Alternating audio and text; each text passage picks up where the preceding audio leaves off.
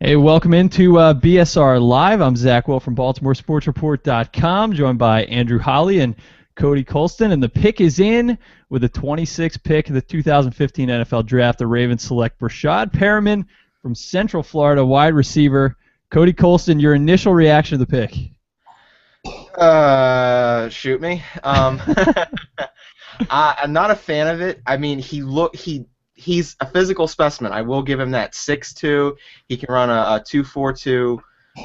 He has big hands, 9 inches, 9 and 1/4 inches. But they were showing the replays on ESPN, and his hands.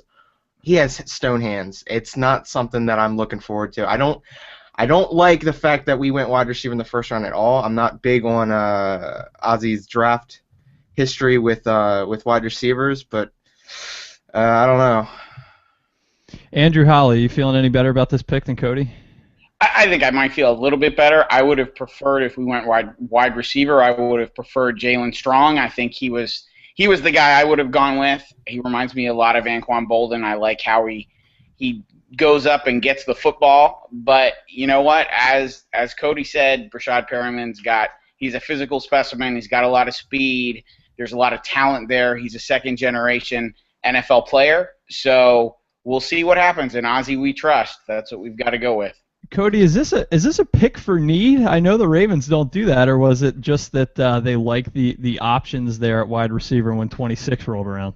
I feel like it's a mixture of both because this doesn't strike me as much as an Ozzy pick. It's that old attitude, that you can teach everything else. You can't teach athleticism. But, Al Davis kind of shit on that method with the Raiders a couple years ago, for the past couple years ago. Excuse me. But it's frustrating. I don't know what to make of this pick, really. I mean, his hands are stone. We needed that guy that can stretch the field with Torrey Smith leaving, but I don't know if this is the guy. I mean, if he can draw those pass interferences, maybe. I mean, that'll take Torrey's spot, but I'm not liking this pick. I'm really not.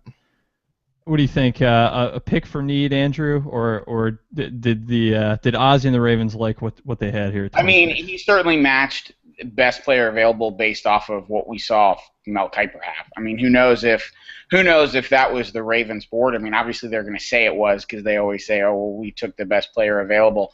I mean, I would say if their board was stacked that way, I would say it's a good mix then of best player available and need, because I think there is a need at wide receiver. There's certainly a debate as to whether we needed to go there in the first round, but there was definitely a need at wide receiver. You need speed on the outside. Steve Smith's getting old, and we need to have somebody to throw the ball to. Marlon Brown and Kamar Aiken and Michael Campanaro, they're nice players, but I don't think you're going to see any of those guys develop into a number one guy. So if Breshad Perriman is that guy, then fantastic. Now, I mean, obviously the conversation today with this pick is going to be, is this the guy that, is able to replace Torrey Smith? And he's a speedy guy. Cody, you mentioned 6'2", 4.24, 40 there. So is this the guy? How similar is his game, in what we've seen so far? Your initial reaction here to what we know about Torrey? Well, he's going to demand the presence Torrey had on the field, which I think is a plus. That's going in his favor right then and there. I didn't watch much of Torrey Smith in college, so I can't really give you the comparison there. But I think Torrey's hands were a little bit better than Perriman at this point in college. But I think he's going to fill the void in his rookie season, because I don't think a lot's going to be expected of him. But future-wise, in 3-4 years, I don't know if he's going to be that guy that could have taken Torrey's spot. How important is it getting that speed back, Andrew, with Perriman? It's super important. Most of the guys on our squad before Perriman was drafted, you've got a receiving core that it's mostly possession guys. Torrey Smith was the deep guy, along with Jacoby Jones, and they're both gone now. So Perriman's going to add that speed on the outside. He's hopefully going to be drawing those pass interference penalties that Flacco and Torrey Smith had gotten so good at. I mean, it was almost like once a game, Flacco would just chuck it deep, and they'd get a penalty for a big chunk of yards. Right. So I think in the very least you're going to see a guy in his rookie season that can get deep, will get open. He's going to drop some balls. That's pretty clear. So in a lot of respects, it's going to be like Torrey Smith as a rookie. You know, Torrey Smith's first season, and especially when he was coming out in the draft process, his hands were his biggest question mark. A lot of people at the time, if I recall correctly, had us picking Torrey Smith in the first round, and we ended up taking him in the second round.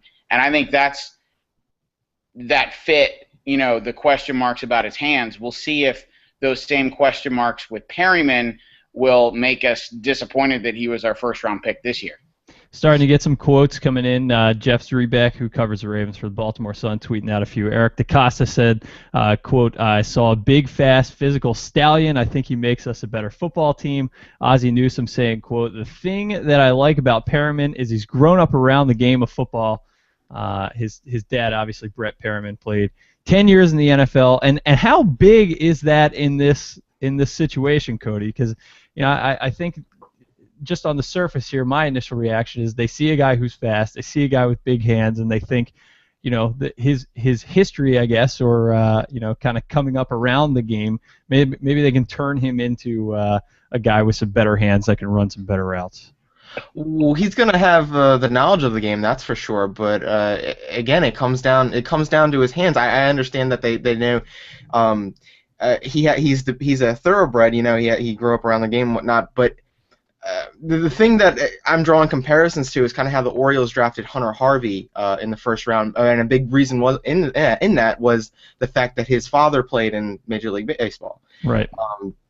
But it's two different games there, and I don't know if having that lineage, I don't know if that's going to help him as much as people think it will. He's definitely going to have a little bit more to him than the other rookies because of it, but I don't know how much of that's actually going to help.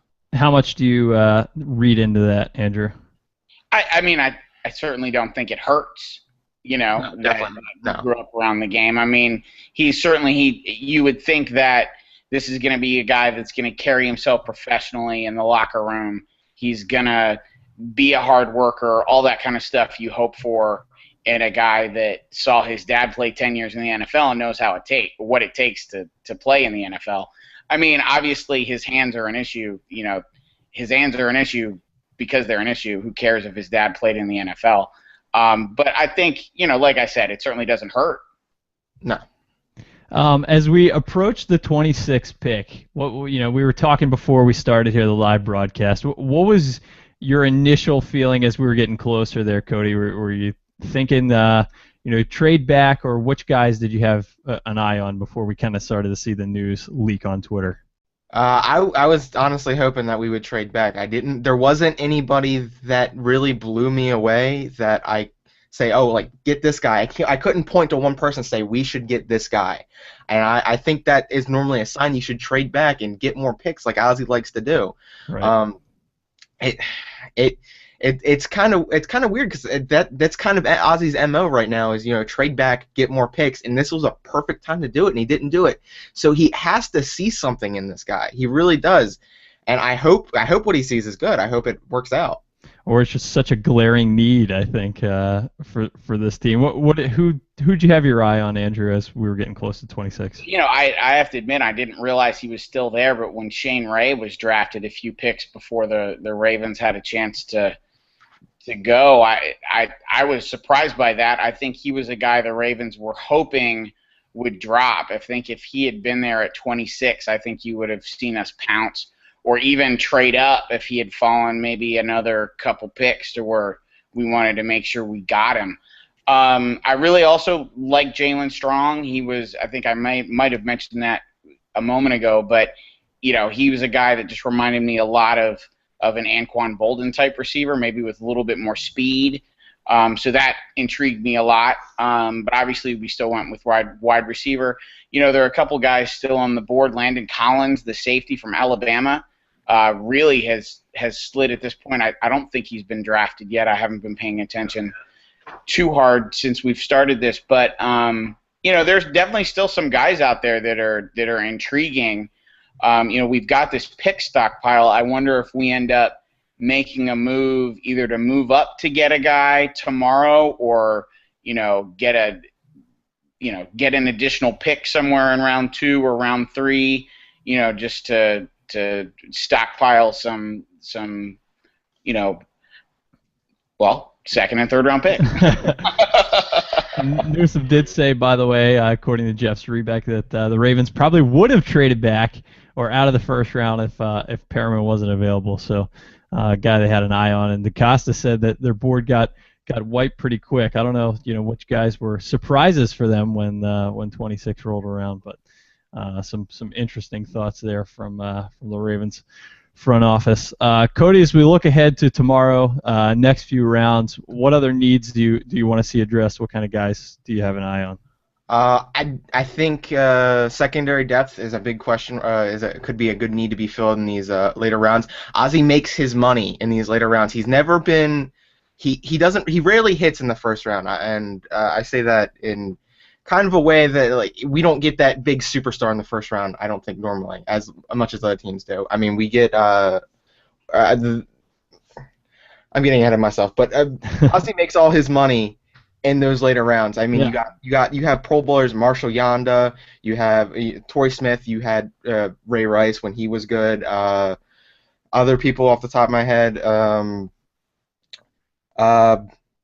Timmy Jernigan, Brandon Williams, all these guys, later rounds, they both look like they're great, could be Pro Bowl stuff. So it's definitely that these are the rounds that I'm going to pay more attention to than the first round. Right. But I definitely like to see some secondary help. Maybe some better backups on that line. Maybe a running back for when Forsett eventually falls off a cliff. I mean, possibly some D-line depth. I think another guy there wouldn't hurt, especially in the pass rush with McPhee leaving and Haloti not gone. Right. That's about it, really. Andrew, who do you have your eye on the rest of the weekend? I don't necessarily have any specific names, although I am going to mention a couple people. In the second round, I'd like to see us potentially get a tight end. There are a couple tight ends out there. I think Max Williams is one who didn't really have first round grades, but they're still potentially good NFL players in the second round. Later in the draft, I'd like to see some of the guys from Towson. Ryan Delaire, the defensive end outside linebacker, he'd be a nice get. The cornerback out of Towson, I think his last name Smith, is it Ty Smith? Yeah, I think it's Ty Smith. Yeah, I think he'd be a nice late round, 6th, 7th round, depending on obviously how we have him graded. But I think he'd be a nice guy. Just get some local flavor in there. Stephon Diggs is another guy that 5th, 6th, 7th round if he's there. For some returnability. And like Cody said, we really do need to go running back. I was a little disappointed to see Melvin Gordon and Todd Gurley both go in the first round before us, because if we had picked a running back, Jabby Burns would be buying me a car. But so much for that dream. But we definitely do need a running back. I don't trust Taliaferro much. I think for as big of a back as he is, there were too many times last year that he ran into the line and was stuffed. We needed a 1-yard run or a touchdown, and they bring in the big back, and he ends up getting stuffed. And we have a good offensive line, so that bothered me a little bit. So I really do think we need to bump up that depth a bit. So Ravens pick Breshad Perriman, 26 overall, wide receiver out of Central Florida with their first round pick. We'll continue to provide Ravens NFL draft coverage on BaltimoreSportsReport.com, including Andrew's quick analysis of the picks. You can read that a little bit later tonight and tomorrow, depending on when you're watching and/or listening to this. As we wrap things up, guys, I just want to make a real quick non-draft related mention. Ray Lewis and the Ravens visited some schools in Baltimore earlier today, which I thought was just a really classy move by the organization. John Harbaugh was out there, and a lot going on in the city right now. Was really proud to be a fan of the team, today here in the end of April and seeing them out in the community. So I just wanted to make a quick mention there as we wrap things up. Did you get a chance to see any of that coverage there, Cody?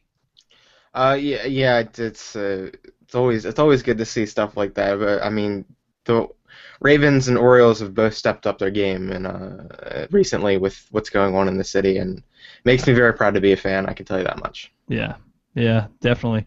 The pictures that were coming out, Andrew, I thought were pretty awesome. Awesome to see Ray Lewis, cancel his draft coverage plans and stick to Baltimore. It's funny. At the time, you kind of go, well, Ray Lewis is coming back to save the city. Thank That's God. Right. You kind of was looking for, but I'm sorry, Cody. Go ahead. No, I was looking for that fedora. I want to see the fedora of the day. Yeah. I mean, but it's good to see Ray coming back to the city and giving back and continuing to be part of the community. That's very good to see, because he could easily have said, well, I've got a job at ESPN that I have to do, and I'll deal with it later. So it's certainly nice to see that. And for the Ravens organization as a whole, I mean, they do a great job with community relations, as do the Orioles. But to see them out, I think it was, I forget where they were today, unloading a truck, but Joe Flacco's there, and pretty much the whole team was out. I think they were unloading a truck of food somewhere today. So I mean, that's certainly good to see. Yep. Yeah, definitely. So just wanted to make a quick mention of that as we wrap things up. Andrew Holly, thanks for being here, my friend. Thanks, Zach. I appreciate it. It's been fun. Cody Colston, I appreciate the time tonight as well, buddy. No problem. Anytime, man. And be sure to check out the rest of our draft coverage over on BaltimoreSportsReport.com.